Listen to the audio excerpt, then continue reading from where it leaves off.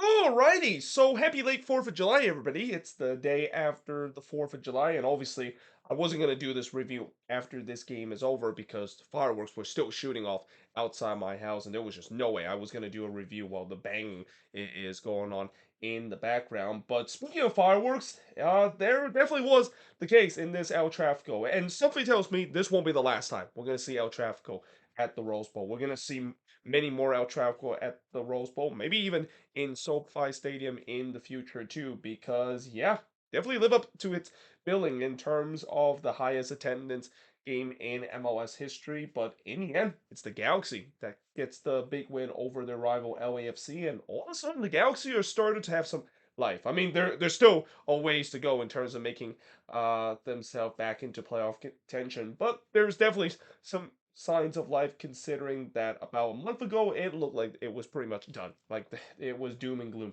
for them. Now, early on, Bond would deny Bawanga in the near post before Delgado puts it high from long range, and as expected, there was no feeling out period. Like, if you thought that this was a game that is going to have some feeling out period because it's such a big occasion, yeah, you probably have not watched El Trafico before because in El Trafico there is no fielding out period. There's basically no midfield because it's just going to be a track meet. So I will say that throughout this game, yes, there were times where it became a track meet, but it was not as much as I seen before in previous El Trafico game, which hence maybe that's why the score line wasn't as high scoring as we've seen in previous El Trafico. And again, both team was pushing for the opening goal. It was very end to end. But besides the Galaxy end, I also thought that there was definitely some more wearing black inside the Rose Bowl than the one that was wearing white. Now, obviously, they didn't show the fans that were like in the upper section, so maybe there was more white in that section. But there was definitely more black that was in the stands in this one, and definitely more LAFC fans, in my opinion, than were Galaxy fans. But that being said, in the 8th minute, Pooch had a tap in the front post, but he miscontrolled his touch and goes right to McCarthy. I mean, Ricky Pooch had probably the best game in his career for the Galaxy in this one, and this might be the game that will really get the spotlight of why he is a La Masia Academy and why you're coming here to MLS, not just have some fun, but he's here to really develop to his career. Where I think a lot of big team in Europe might be watching this game and say, hey, maybe we need to give this guy another chance because after all, he did play for Barcelona, and even though there's some that said that he's kind of a flop because of how he performed, this game definitely puts him back to the level of when he's at his best. There's a reason why he could be one of the best midfielder in the world. But LAFC, I thought, did start to control the possession, but the final there has left a lot to desire. And that's been the story for LAFC ever since they exited out of CCL in a disappointing loss to Leon. They just have not been clinical in the final third whatsoever. But in the 16th minute, Bond would rob Bawanga from point blank. And another big story coming into this game is obviously the goalkeepers. Now, Jonathan Bond actually did not stay into this game. He actually suffered an injury near the end of the half. But goalkeepers were a big story in this one too, because there were times where both Jonathan Bond, John McCarthy, and later Jonathan Kinsman came into this game, really kept this game as not as high scoring as what we usually see in an El Trafico. Hollingshead then heads one right to Bond before Pooch would puts one right to McCarthy. But then in the 26th minute, the opening goal of this El Trafico at the Rose Bowl happened. It's Tyler Boyd scoring from Ricky Pooch to make it 1-0 in favor of the Galaxy, and it's deja vu from the last El Trafico. Tyler Boyd, of course, scoring the equalizer, scoring the first goal for the Galaxy in the last El Trafico. It was a banger of a goal, and this one was very similar. I mean, it was a curling shot just outside the 18-yard box. I mean, John McCarthy had no chance in terms of saving that one. What a good goal that was from Tyler Boyd. But also, you got to question the defending from LAFC. And there's been times in this game I will say that because, yeah, you already saw Tyler Boyd did that to you in the last El Trafico. Maybe not try to do it again, letting him some space in the 18-yard box to curl that one into the back net. But nevertheless, the Galaxy were leading 1-0. Opoku did try for an instant response, but he could not stab one in before Acosta had a shot that was deflected and goes wide. I thought it was a good response for LAFC. They were looking to trying to push for the equalizer, though Raheem Edwards actually went beast mode here, but it was broken up by Chiellini. Actually, it was blocked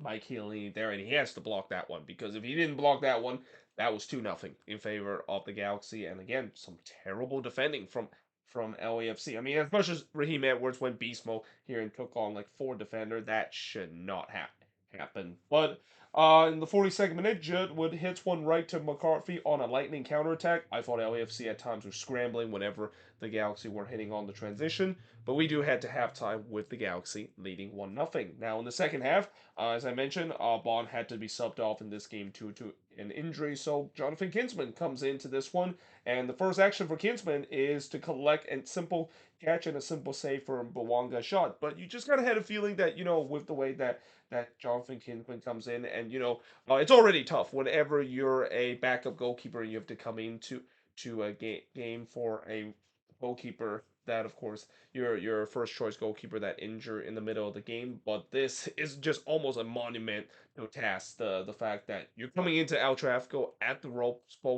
easily the biggest game of the season for both of these teams. And yeah, I mean, this was definitely a really tough task to ask, but I gotta give credit to Jonathan Kinsman. He did a good job in terms in this game, and he didn't let the moment phase him coming into this one. But again, you just wonder if you're LAFC, well, you got a goalkeeper that wasn't expected to play into this game. Maybe test him a little bit with those pot shots. Vela then had a shot that took a deflection but goes high, but the referee gives a goal kick, and that was not a goal kick. That should have been a corner for LAFC. And I mean, let's just hope referee decision doesn't affect this game because I've seen before where, in these big games, referee decision and the ref ball started to happen. And yeah, I really hope that that's not the case, and especially in that Cali Clasico too on Saturday. And that, Galaxy fans are really hoping that's not the case too because they kind of got robbed a little bit in the last game against the Quakes in the Cali Clasico. Though Kinsman did deny Bawanga on the header, but then in the 57th minute, Ilya would score. He scored here from Vela. It was a lovely delivery there in the box from the corner, and Ilya buries it. And really, I think for the first 10 minutes, LAFC was definitely the better team coming out of the half. They were pushing for the equalizer, and they got that. Though Puig did try to respond, but he hits one right to McCarthy. And then the typical track meet, commenced. I mean, both of these teams was going end to end as they were looking for that crucial second goal.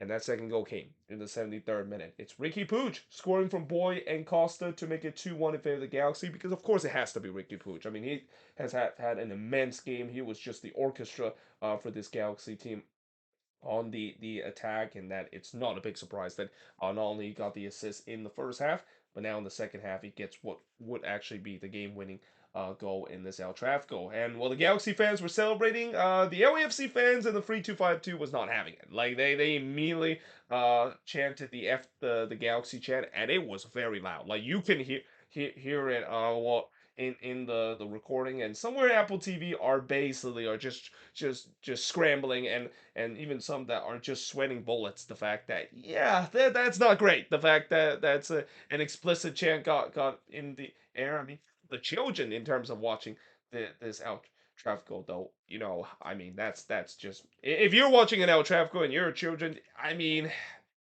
I'll just say that you expect it that there should be some explicit language that could be said, and especially in terms of Spanish too, because after the Galaxy chant, something explicit was chanted in Spanish. Now I'm not gonna say what it is because you probably know what it is, and if you're a Spanish speaker, you probably know what that the chant is.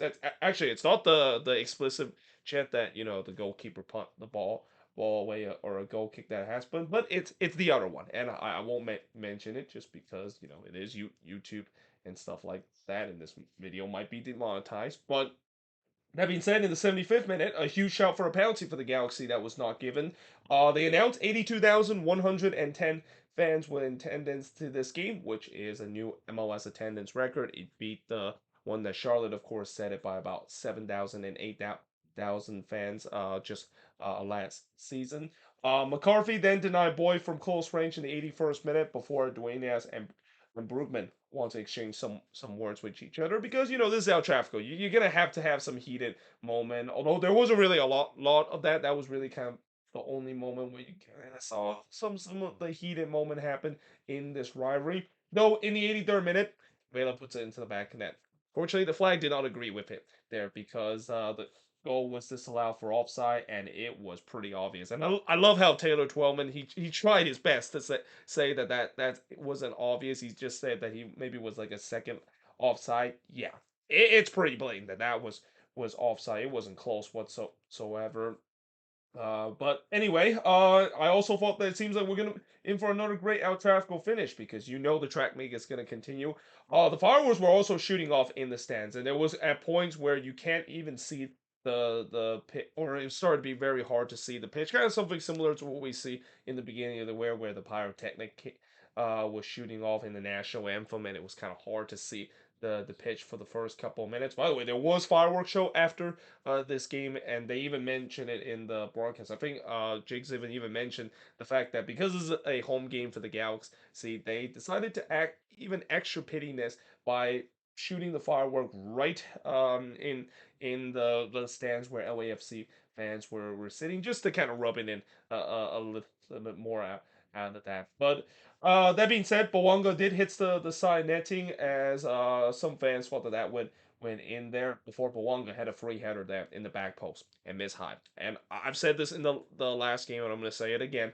Denise Bawanga is snake bit right now. I mean, this is a guy that I think this is just kind of a life of a goal scorer. When things are going well and when you're in incredible form, that's what we saw Denise Bawanga was in the May month of April and May. He was basically scoring everything. Like it doesn't matter if it's a difficult shot or hits it off the volley, he's gonna put it into the back net. But ever since this team has exit CCL with a loss against Leon.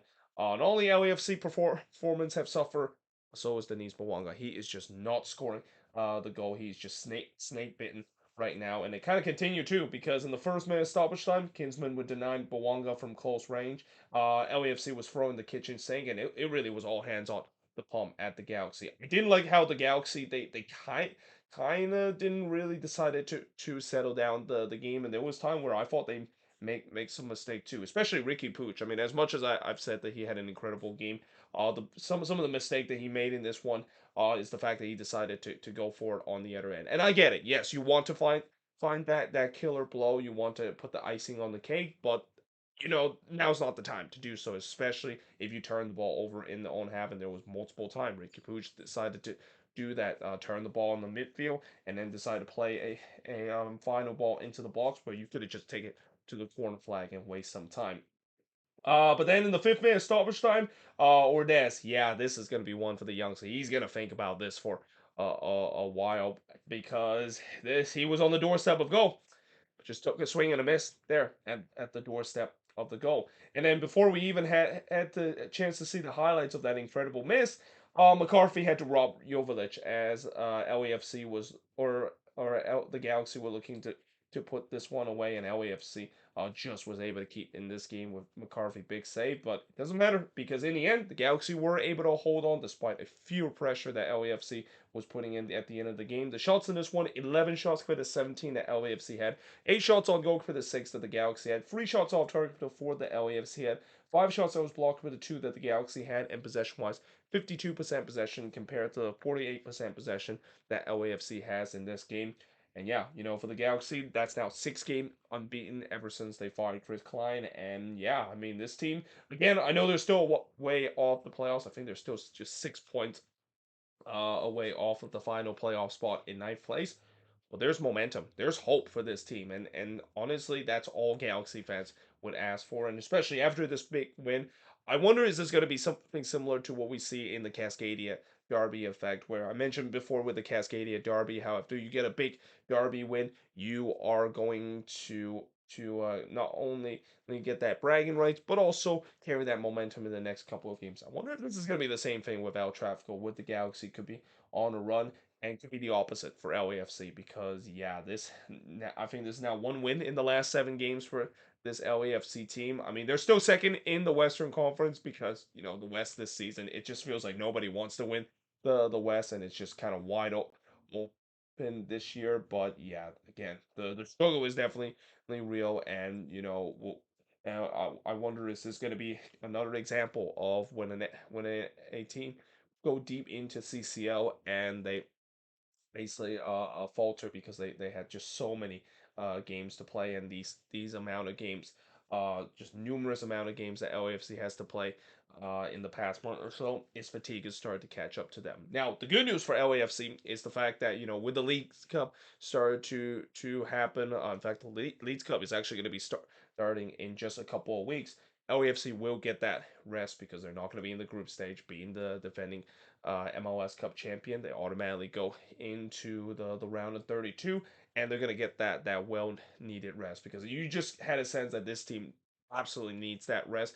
But also, they need a number nine because the lack of number nine is pretty much glaring now with this team where they just don't have. Well, actually, it's just not a number nine, but just a proven goal scorer because it's not a big surprise that once Denis Bawanga goal started to dry it up. I mean, before Bawanga was really carrying this team, but now with his goals starting to dry it up, it's no surprise that the goals have also dried up for this LAFC team. That's now 5 goals in the last 9 games for LAFC.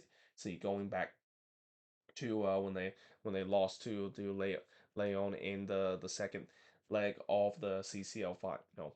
But there you have it. That is pretty much it in terms of this review about Trafico. And I had to do this as a standalone video because this was too big and monumental of a game to kind of include it as part of the review where I look at the other 4th of July game, which by the way, one of them actually got suspended halfway because of weather. But of course, we'll talk a little bit more about that later tonight because I think there's also one more game to conclude these 4th of July and midweek game that we had, which was six games, although it's going to be 5 if you and 4 if you include this one. But until then, hope you guys enjoyed this video. If you do, make sure you guys like, smash the subscribe button, and yeah, I of course will see you guys next time.